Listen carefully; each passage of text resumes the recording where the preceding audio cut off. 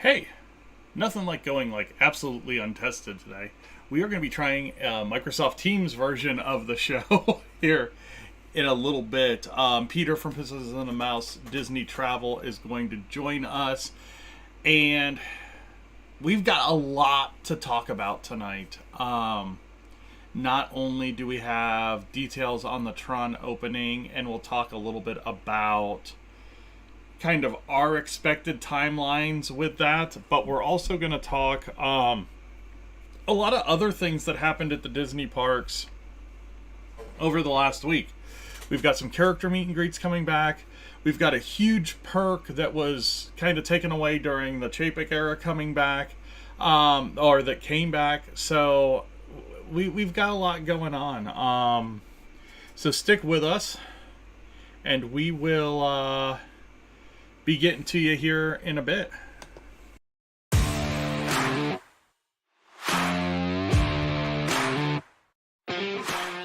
Hi, I'm Matt. Welcome to Disney Planning Insights. Through creative content and live shows, we explain the hidden details of the Disney experience so that our clients can execute memorable adventures. Together with Princesses and the Mouse Disney Travel, we have helped hundreds of clients plan, book, and prepare for magical Disney vacations. Let our experience help you avoid common planning mistakes and maximize the enjoyment on your next Disney trip.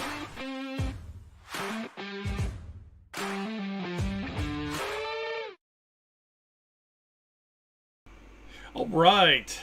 Welcome to tonight's show. I'm Matt. This is the DPI podcast for January the 17th, 2023. We've got a lot going on. Like I said earlier in the soft intro, Tron has an opening date now. We've got some more stuff coming back to the parks as far as, meet and greets with Belle and with Ariel. We have some ideas on when the fireworks are coming back and what fireworks are coming back, which was kind of crazy. So, yeah, it's going to be a crazy show, and I'm betting that I am not going to even put a timer on the news because there's so much to talk about this week. We're just going to kind of go and check it out from there and see what we've got going on. Let's see. We're going to try this. I have no clue what's going to happen, so we're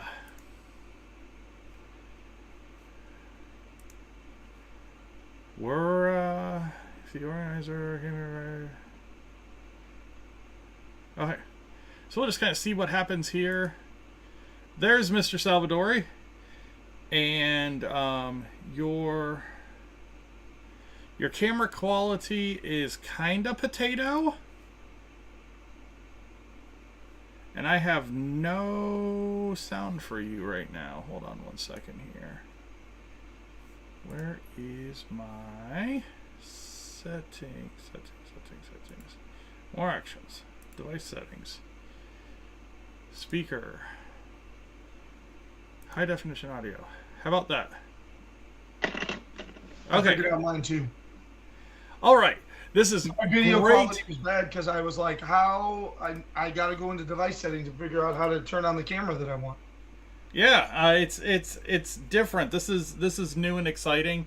So so I do have you. I've got much better camera quality now. So while we've got like good camera quality and all that kind of stuff, I'm gonna go over and get us into the news.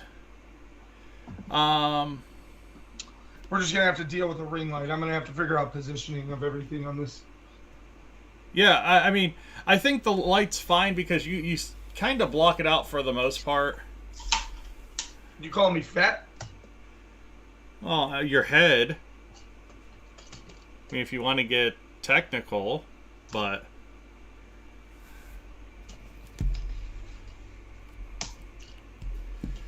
and this is why you figure out a show before you go on the air.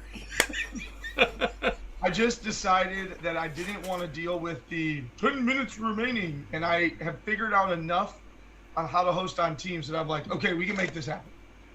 Well, it works. I need to do a little bit of. I just have a ring.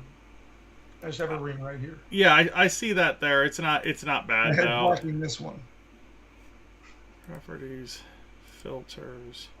No, actually, I don't like the light. You keep figuring that out. I'm gonna fix it.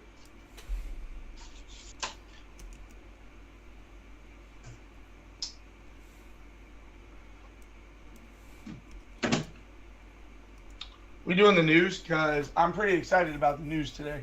Yeah, I don't even know that I'm going to put a timer on the news tonight. But for the people that are listening to this after the fact, I'm very sorry because it is now like dark in Peter's room because he's trying to figure out his ring light. I got it. No. So, yeah, we have a ton of news to talk about. Well, that's way better. And we've got a lot of people sharing and liking the post for the show over on. Yeah, because it's about to go on a blooper reel.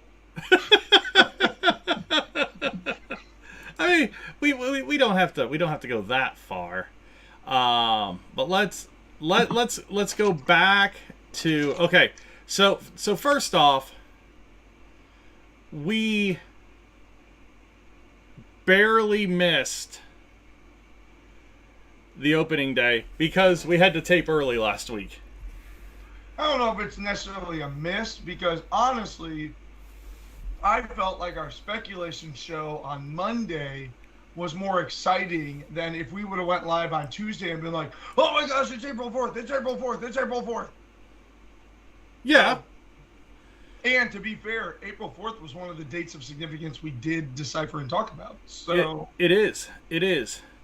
So Tron Light Cycle Run at the Magic Kingdom going to open up on April the 4th. And you were like hoping and praying for that week because... Okay, so let me explain what happened after the news officially released. So I think I've already said it on the show, but I'll say it again. My family and I, we decided to let our annual passes at Disney World expire, even though they're not currently selling new passes. So the only way to keep having them would have been to renew them. But we decided, kind of along Matt's family, that we would like to start venturing out starting in 2023 to Disneyland and Disney cruises, and then potentially start working our way to Paris's, Hong Kong's, etc. So we decided, you know what, let's not renew our annual passes. And so we have a spring break trip booked, which I have talked about on the show from the 1st through the 7th, using a little bit of DVC and a little bit of travel agency stay, and staying at a couple of new resorts that we've never stayed at before to continue to gain my travel agent experience so that I can put myself in the shoes of my clients. And because we would have to buy tickets, we're still up in the air on whether or not we would just straight up like do a Disney Springs / water park. Being a DVC member, I can get into the water parks for pretty affordable. It's like $40 for a kid ticket and $50 for an adult ticket or something like that, or $40 for all tickets or something like that. So not egregious. So we were like, hey, we're going for 7 days. What if we just relax around the resorts, do some of our favorite dining out of the parks? We were waiting to find out if Tron was going to be open for sure before I said, hey, let's buy tickets. All right, so we've got all of this. We've got the background. So Tuesday, news drops, April 4th, 100% for sure. I don't know if I've ever faster in my life went to my travel agent website, bought tickets, linked the tickets, went into the park reservation system, grabbed April. We did decide that we would do Magic Kingdom on Thursday the 6th. So booked a reservation for April the 6th, which honestly, I would rather be there 2 days after the excitement of the 4th. So, because I can just imagine how quickly, you got to imagine they're going to be doing the virtual ride queuing, especially for those first few days.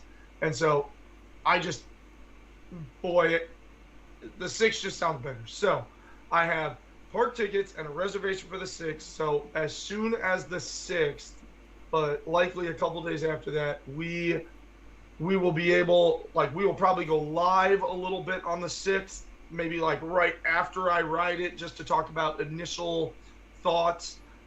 Assuming they do a virtual queue, I will get a virtual queue and I will pay individual lightning lane so that I can ride it twice, 100%. And then I should, in my first ride, hopefully figure out how to mount a GoPro, because it does have to be mounted because they are instituting the nothing in the pockets rule. So I will figure out the ins and outs of all that and hopefully get actual Disney World ride footage for us to put on to our page.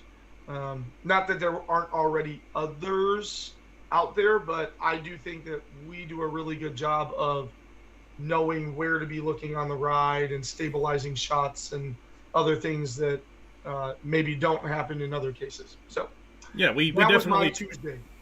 we definitely try and separate ourselves with some quality when it comes to that stuff. Sometimes first isn't the best, and you can tell that by our Epcot Harmonious video. So Tron, man, exciting news. And then it just seemed like right after they announced Tron, everything came out rapid fire. It was just like one thing after another thing after another thing. So the next big thing that was announced was Happily Ever After and Epcot Forever coming back to the parks on April the 3rd. And I kind of made a joke over on Facebook, and if you don't follow us over on Facebook, I'm at DPI Podcast, Peter at PATM Disney Travel. Follow us over there, because I kind of made a joke that you always speculate the gap when it comes to new stuff at Disney. They're always going to leave a gap between these room offers that if they've got something big coming, it's almost certain that it's going to fit right in that gap nicely. And that's exactly what they did with this. The first offer ends on the 1st of April. The second offer starts on the 10th of April. They gave themselves 10 days, and bam, new fireworks shows. And I say new, but bringing back probably the best show ever at Magic Kingdom, and then Epcot Forever. And I've never been a fan of Epcot Forever. It was a patchwork show. It was never meant to be a full, here's the show. And what I feel, and there's been a lot of talk on Twitter about it, is Epcot's getting a hybrid drone show. Why do I feel this? Paris is running another drone show starting beginning of next month over in their Studios park over the Avengers campus. So it's going to be another drone show. So they've got a 200 drone show before their fireworks at the castle, and then they're going to have a 300 drone show at Avengers campus every night for the rest of the 30th, which they're doing through September. So they're going to have 6 months of how does all this stuff work to get it over to Epcot. Now, the one thing that a lot of people have brought up is the weather. Florida can get windy and kind of nasty, and the drone shows don't work that well. Dollywood will can't cancel their drone show quite a bit because of weather, but still put up fireworks. So that's something to keep in mind with the drones, that if there is high wind situations or anything like that, you're not going to get that show. And I think that's one thing that really has limited Florida and having a show like that. They get a lot of those. I mean, and it's just it's one of those things that comes with being in Florida. Yeah, there already was a drone show over at Disney Springs a while back before the pandemic at night. And so a couple of things on that topic. Like you said, because I think legitimately a show or two ago, you and I were sitting there talking about that little gap between the deals and using that as our hope, because that was exactly the week that I'm down there, is the gap between the deals. And it's a little bit later in the spring break travel that you might anticipate deals being there, and the lack of them was cause for speculation. But then I wonder if we are elated about Happily Ever After, by the way, about that as well. I told my wife that, and she like squealed like a little girl because she is a huge Happily Ever After fan. On the Epcot side, it would be interesting if they do a hybrid drone show, but something to mitigate your point would be, as long as the drone show also includes, like, we think about, go back to previous Epcot shows, there's never been anything in the middle other than the fireworks. Yeah. Right? So it was all music and little displays out on the 11 showcase nations. And so I would hope that they, in designing a hybrid drone show, if that does come to fruition, that they would plan the show to be pretty stinking good, similar to a previous Epcot show, but then also incorporate this drone aspect. So the other show with the music and the lighting on the nations and the fireworks can go regardless. And if we are good weather condition wise, the drones will also go up and add to the show.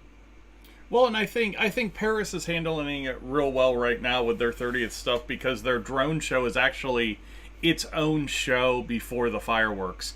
So that way, if the drone show gets canceled, it's not necessarily taking something away from the fireworks show.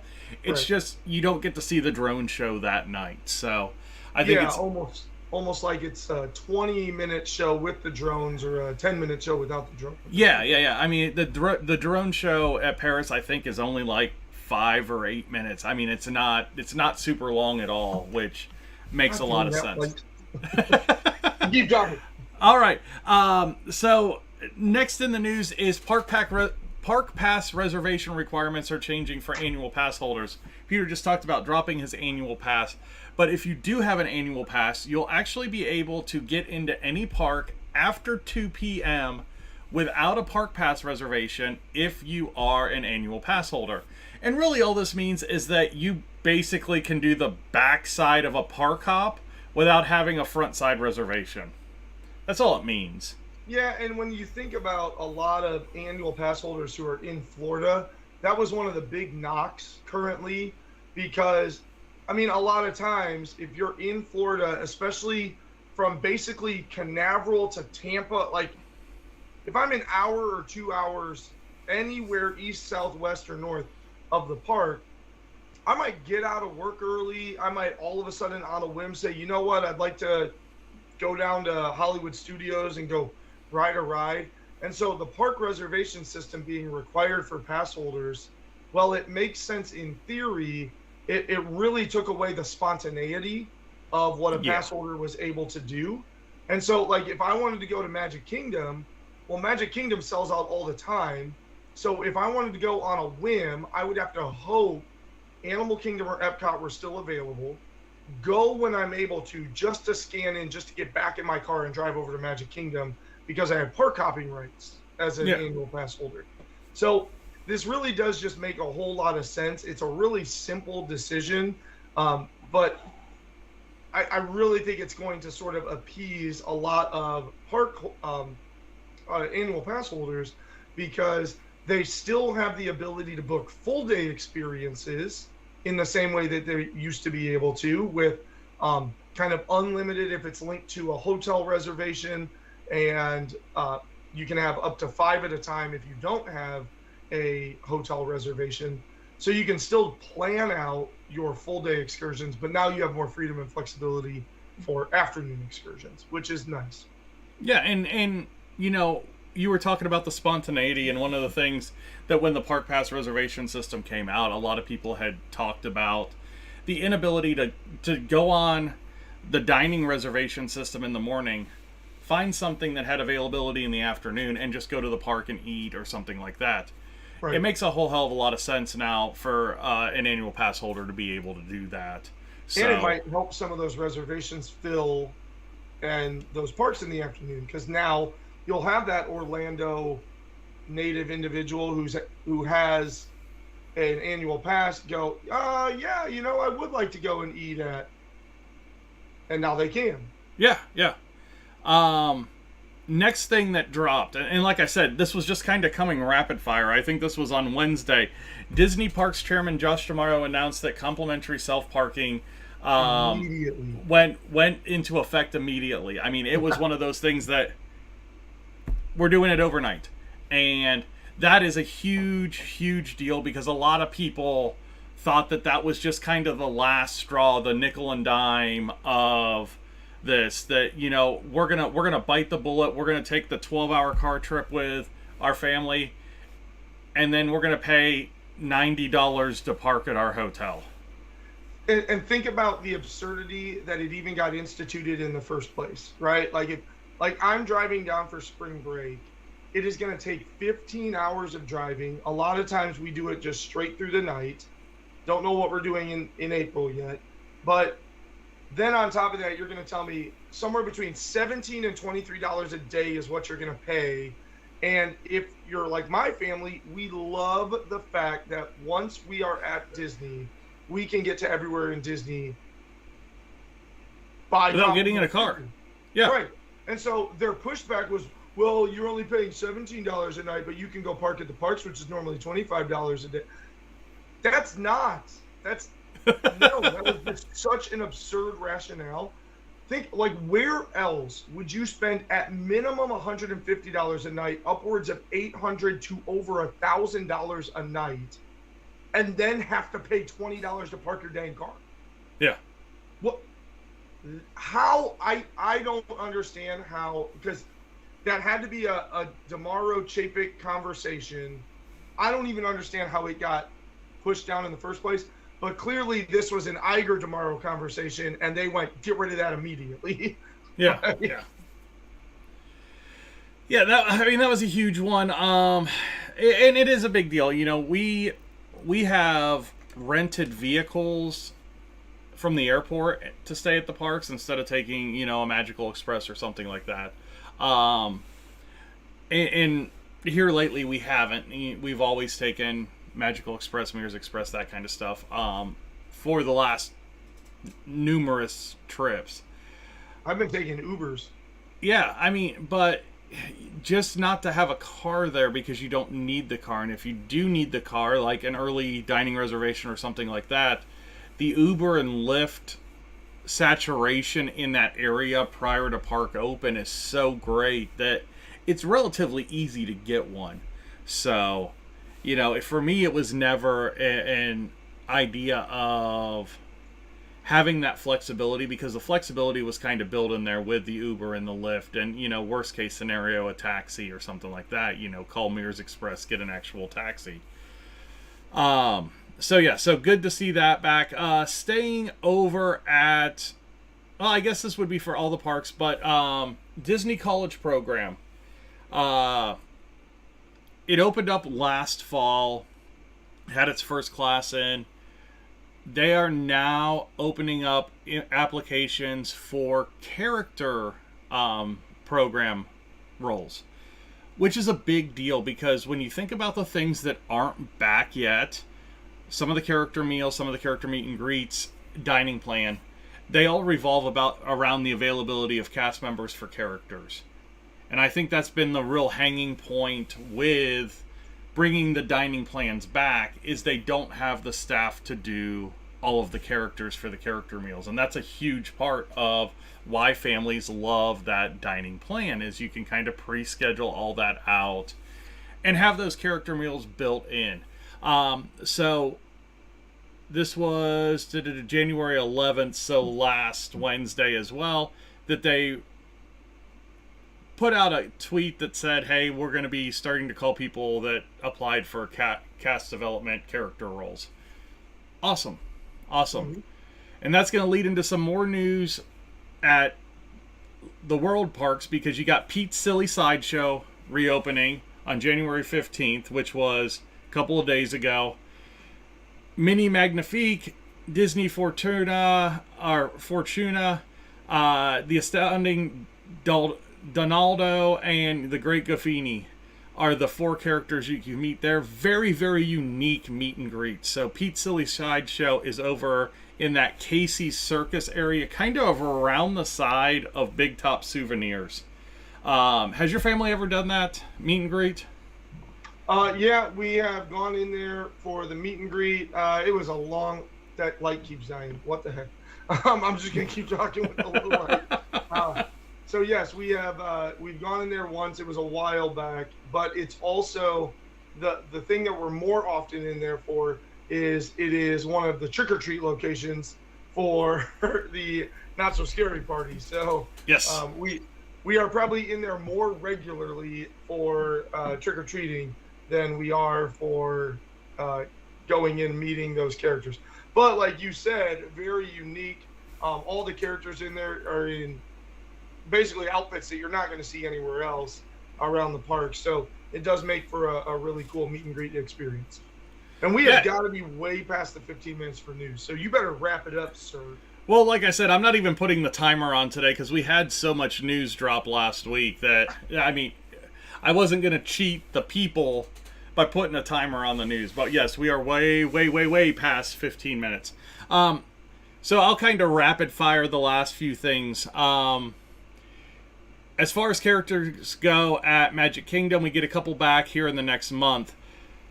The Ariel's Grotto experience over by the Little Mermaid ride is coming back on January the 22nd, so here in about 5 days. And then Enchanted Tales with Belle, which is a great experience. It's a cool story. You get to be part of the story. Kids get to be part of the story. With a meet and greet with Belle is coming back on February 19th. That's kind of right next to Seven Dwarfs Mine Train. Listen to and watch our Fantasyland show that's coming out here in the next couple of weekends to find out where all these things are. Going over to Disneyland, a couple of things over at Disneyland. French Market Restaurant at Disneyland's being reimagined into Tiana's Palace. I think this is a dry run for adding Tiana's Palace either to the Pecos Bill area or into the New Orleans Square Resort area. Or not New Orleans Square, Port Orleans. Port Orleans, yeah. And then Disneyland Haunted Mansion. The holiday edition is going to operate until January 29th this year. It will close on January 30th and officially reopen on February 10th.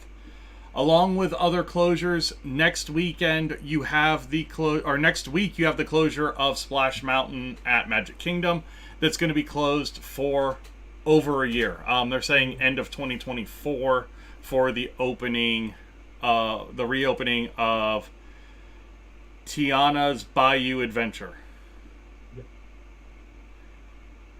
All right, and that's the news. Anything that you got? Yeah, it does make sense with putting in a Tiana ride that you do retheme a restaurant as well. I am curious if there is area in the whole redesigning of the whole Splash Mountain area at Magic Kingdom. It would be interesting if they take either there's so much space down there off the ride exit that I wonder if a brand new location or even a small quick service-y type place, because there's the gift shop through the exit, but then there's also that gift shop right before the entrance. And you could, I don't know about Utilidor location or anything else like that, because obviously you wouldn't need to cook in that location. We've talked about that plenty of times. But it would just be interesting to see maybe a quick service location being put in that features, a little bit of Mardi Gras type beignets and such, But it would only be if they did a sit-down restaurant there. So if they took Pecos Bill, turned it into an actual sit-down restaurant, it would be the 7th sit-down restaurant in Magic Kingdom. It's not a lot for that park. Then you would take away Pecos Bill, which that would piss some people off. Yeah, but could you turn Pecos Bill into a quick service easier than making a Tiana quick service? Could you turn Pecos Bill into a Tiana sit-down and then turn Tortuga Tavern into Pecos Bill? No, because now you're sneaking into Adventure. I don't know. I Yeah. don't like it. I Yeah. don't like it. I would rather see them make a brand new dining location if they try to put it into Magic Kingdom, because I feel like they almost need to retheme that whole area by retheming the Splash Mountain to Tiana, because it no longer fits into the theme of Frontierland anymore. Yeah, they're trying to jam like a New Orleans Square type vibe into Right. But then you Magic walk Kingdom. past the New Orleans Square to get back to Frontierland with the Yeah. with the mine, like with Big Thunder Mountain Railroad. So Doesn't make a whole lot of sense. we'll see what happens. Yeah, I think that's where we're at on that. All right. I'm excited for the facelift. I've said that before. I am excited to see what they do, because I think it'll be amazing. I just think about, like, I used to love the Viking ride, and I was upset when I found out it was being redesigned to Frozen. And then I rode it, and I was floored. I'm like, screw that Viking ride. Well, and now, have you seen the new animatronics that are going to be in Hong Kong and Paris for Elsa? They're absolutely unbelievable. No more projected faces or anything like that. It's might as well like put an actor in there. Yeah, I mean, we're getting to the point where it's almost that good. All right, so let's wow, that was interesting. You'll like slow down and then you'll like speed up really fast. So I think my computer's lagging on the connection. Yeah, it looks like it a little bit. Okay, let's go ahead and get into this week's top 3. Business trip. Did the people move around? It does tingle a little bit.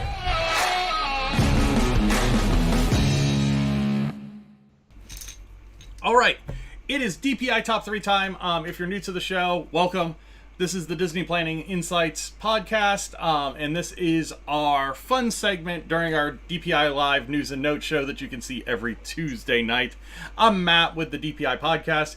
Over on the other screen is Peter with Princesses and the Mouse Disney Travel. And how this works is I have a bag full of poker chips, and I've got a spreadsheet with a bunch of questions on it, and we're going to pull out a chip, we're going to match it up with a question, and we're going to have 20 seconds to figure out our answer. And Peter's gonna do this in the dark, I guess. So no, I'm just gonna have to. Yeah, there. I have enough light. I just gotta give up on that thing. All right. What's going on? So tonight we are going to be doing number 10. 10 is our number for tonight. So let me pull up our handy dandy spreadsheet here, and let's see what we got. So number 10 is going to be, and it's not a. I just got Blue's Clues vibes. It is not a predetermined question by any means tonight, and I did add some of the ones that you had asked to be a part of this. Okay. This is a good one. Your top 3 smells at Disney. This is so good. I love this one so much. All right. Oh my god, this is such a no other podcast has done this. I guarantee this is unique. This is I can't imagine that this has ever been talked about before. All right. So you've got 20 seconds to think of your top 3 smells at Disney. Go. I got them. I'm ready. Planning your first trip and getting overwhelmed by all the details? Planning your next trip and just want some new suggestions on things you haven't tried? Contact me at Princess and the Mouse Travel, and I'd love to work with you planning your next trip to the most magical place on earth. You can contact Princesses and the Mouse Disney Travel on Facebook at PATM Disney Travel. All right. Top 3 smells at Disney. I'm going to let you go because you are like all fired up about this Dude, one. This is such a good one. This is bravo. Okay, so I'm gonna go first. One of my favorite smells at Disney is the smell inside of Gaston's Tavern. To describe the smell inside of Gaston's Tavern, it is sweet, cinnamon, and a little bit of fruit, because you have all of side of the scents in the air because of the foam that they put onto those drinks, sort of like this apple pear foam, and that kind of wafts a little bit of a smell. And then you just have like the overwhelming fresh baked cinnamon roll smell just hits you as soon as you hit the door. And I have made no hidden fact that one of my favorite things to do at Magic Kingdom is to get into the park, maybe ride one or two things, and then as the park begins to, as the park lines begin to get a little longer and longer, it is time to go take our first 20-30 minute sit down break at Gaston's Tavern and enjoy a couple of those cinnamon rolls and one of the LeFou's brew. And so as soon as you said scents, immediately that place came to my mind. I love when I walk through that door and just the smell of that fresh cinnamon roll hits me and I go, oh yes, because we normally start our vacations in Magic Kingdom. And so it's going to be one of the scents that truly says, hey, you're here. You're at Disney on your vacation. There you go. All right. So Shannon chimed in over on the chat, and she has 3 great ones. I'm not gonna say them because they may kind of mesh with some of ours. But my number 3 is going to be the incense burning scene it's on Spaceship Earth. It's when Rome is burning. Yeah, when Rome is burning, you have this very woodsy, smoky smell on that ride it's just a really, really cool effect to give you that after a fire feeling as you're going through that scene. And just a great ride with a lot of different smells in it. But that one definitely sticks out in my mind as a fantastic, fantastic smell that, you know, when you think about it, you smell it when you start thinking about it. So it's just one of those things that you just can't keep out of your mind. So let's go on and let's go to our number 2. And before we get into your number 2, if you want to check out any of our other past top 3 episodes, check them out over on the YouTube page, or you can check them out over on the podcast. We separate them out, and they are their own episodes, normally about 15 minutes long. We've had some great ones, some fantastic, some funny ones. So definitely check those out. And if you have an idea for a top 3, like the top 3 smells at Disney, hit us up on the website. It's going to be down here, but it's patmdisneytravel.wixsite.com/planning, and check out the top right section of the homepage, and you can submit your question or your topic for a top 3 episode. All right, so Peter, what is your number 2 scent at Walt Disney World? So when we get done with these, I would love for you to read through Shannon's, because I think that's totally worthwhile. So my number 2, it's funny that you went into Epcot, because I'm going to stay in Epcot. There is a smell in Epcot that I absolutely love, and it is on the ride Soarin'. So Soarin', as you travel from area to area to area around the world, mixes scents in to the experience, the ride experience. And my favorite one is the Taj Mahal scene. So as you come into the Taj Mahal, you just get sort of like this fragrance sense, and it's just so good smelling. And it was between that one and the Fiji scent on that ride, but yeah, really, it's the scent of Soarin' is really what I love about Disney, because you just move from scent to scent to scent, and it just sort of like the Africa desert, there's sort of like a dry, musty sort of scent that hits you. When you're out over the ocean, you're sort of getting like a salty sea air scent. Like it furthers the immersion into the experience of what is already an amazing ride visually. They sort of turn it into a multi-sensory ride. So I'm just going to say the sense of Soarin', but particularly I love the Taj Mahal one. There you go. Shannon just put up here that now I must experience the smell of Gaston's Tavern. So, It is a fantastic smell, and I'm 100% with you on Soarin'. I was actually going to go Fiji, but since you took that one, I'm going to go a different direction. I'm going to go over to Animal Kingdom. I'm probably going to take your number one, but Flight of Passage, holy crow, what That's a not cool! my number one. It's not your number one. That's awesome because I think Shannon's got your number one, but the Flight of Passage is kind of the same thing, but upgraded sense, a little bit of some different sense because you get the cave scene that's got that musty smell to it when you go into the cave.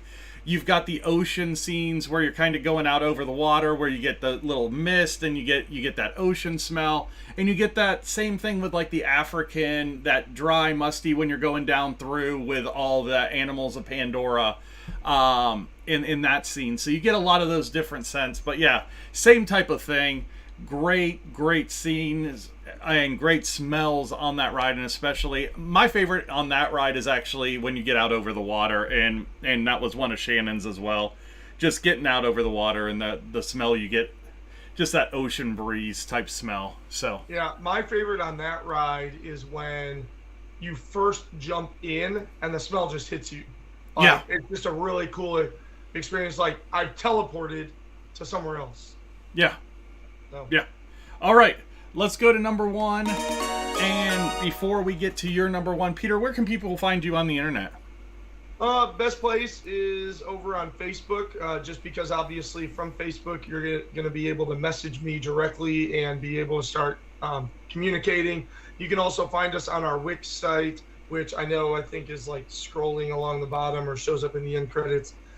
So there we do have a vacation request form where you can provide details and information, and I can get back with you as quickly as possible and get the dialogue started. But really on that form, it's just one more step to communication, because you fill out the form, it gets to me, and then I reach out to you to communicate.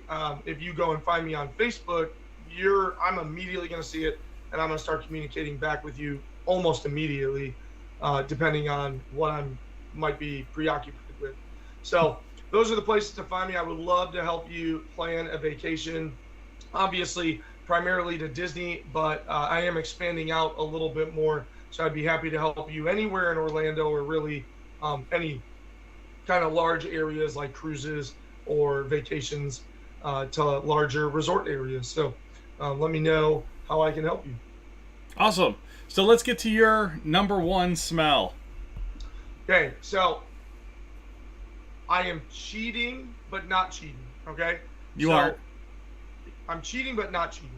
All right. So no, you don't even know. I think I'm going. You can't use all of them.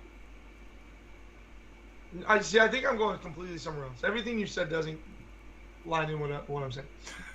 So my favorite smells are the yacht club and the beach club lobbies. So the reason for that is because my family, our favorite trips are when we are staying at Yacht or Beach Club, because it then gives us access to Stormalong Bay. Anytime we are staying at one of those properties, our park time gets a massive hit. So even like at our home resort of Riviera, we still spend a good majority of the time out in the parks, because the pool, it's a great pool. It's a wonderful pool. The slide's great. Everything about the Riviera pool is great. But the Yacht Club, Beach Club pool, Stormalong Bay, is in a class of its own. All of the deluxe resorts have wonderful pools. Stormalong Bay, like, just pulls their pants down and takes their lunch money of every other hotel pool area.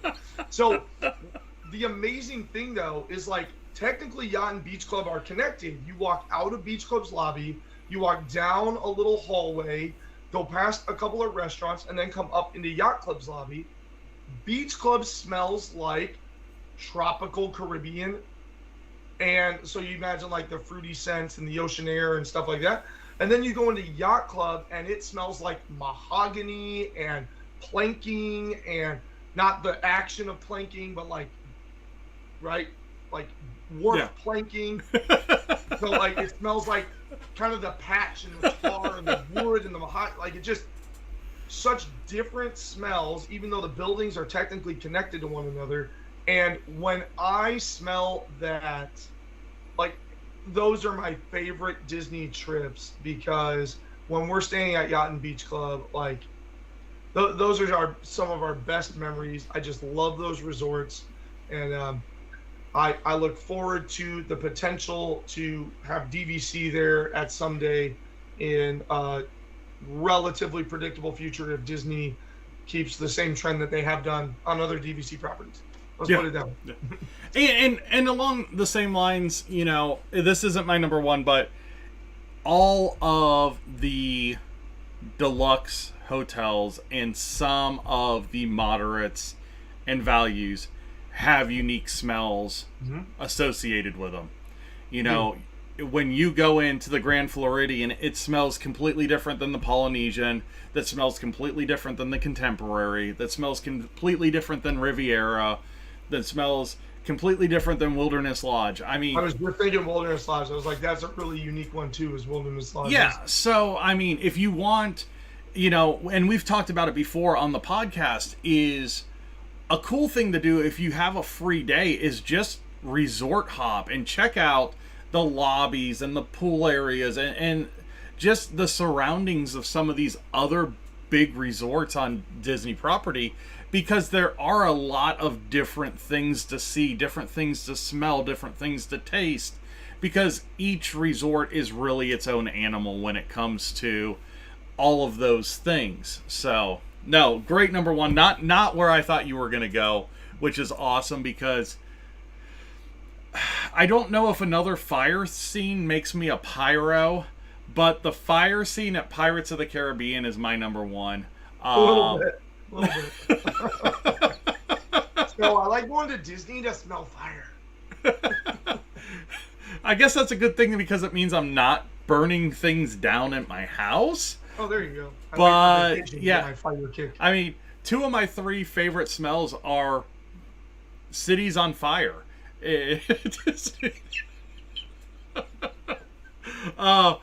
But Rome and Caribbean port towns are on fire. Yeah, and they're very unique smells. I mean, they're very different smells. That's true.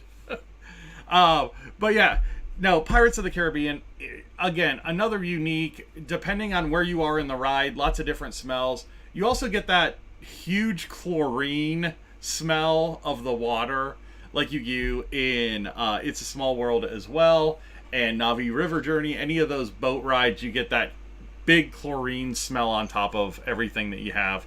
So they kind of overpower the chlorine with a bunch of different smells, which makes it fun.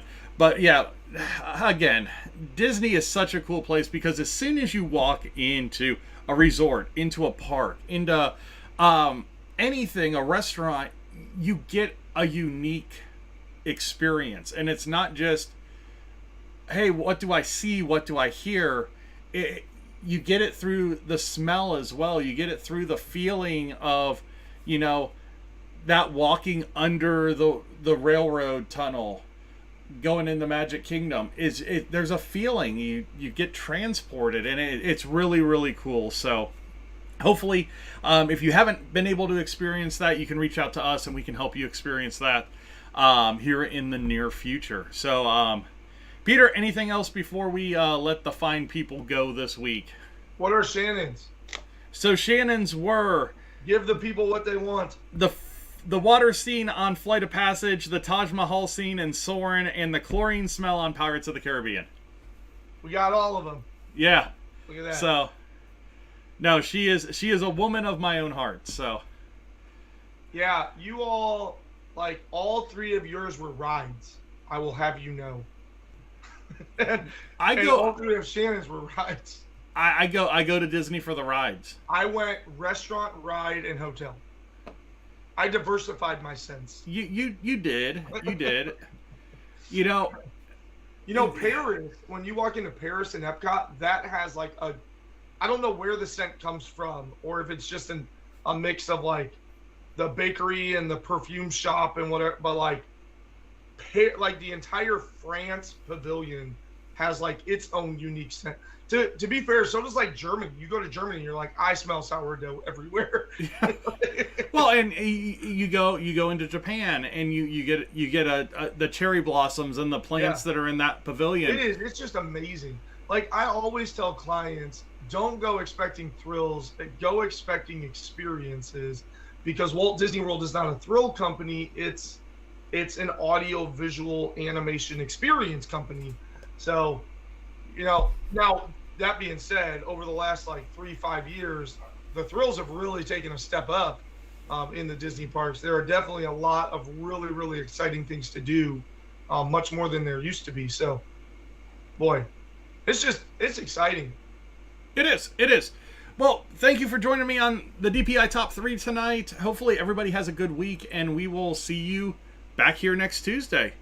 I'm going to go ahead and go to the outro because I don't have a really good question for this week. So, Peter, thanks for joining us, bud. Ask us some questions. Yeah. Go on the website, ask us some questions. Go on the Facebook page, Twitter, ask us some questions. They've been scrolling around here the whole time. And we will answer them on the show. So, again, thank you guys all for watching, and we will see you next week.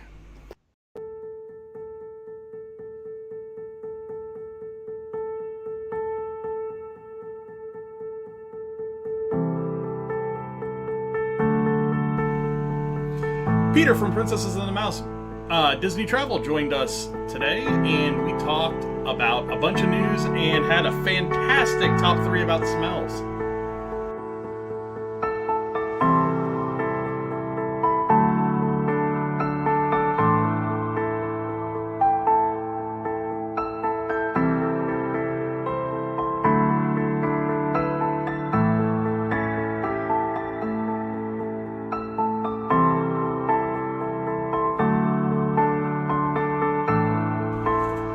Find us on the internet, social media, over on Facebook at DPI Podcast, over on Twitter, we're at Disney Insights. If you're watching us on the YouTube channel, you found us there, but we do have podcasts, and we're over on Instagram at Princesses and the Mouse. Definitely want to check out all of those. Like, share, subscribe, do all those things.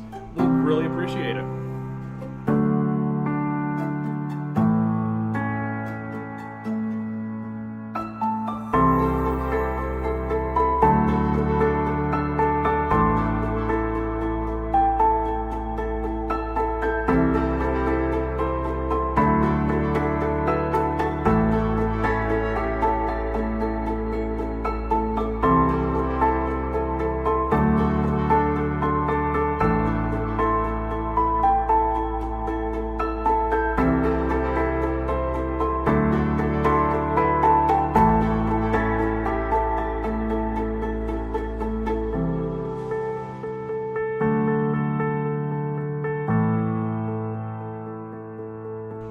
Thank you guys all for watching, listening, everything that you guys do. You guys have a wonderful week, and we will talk to you next week. Bye now.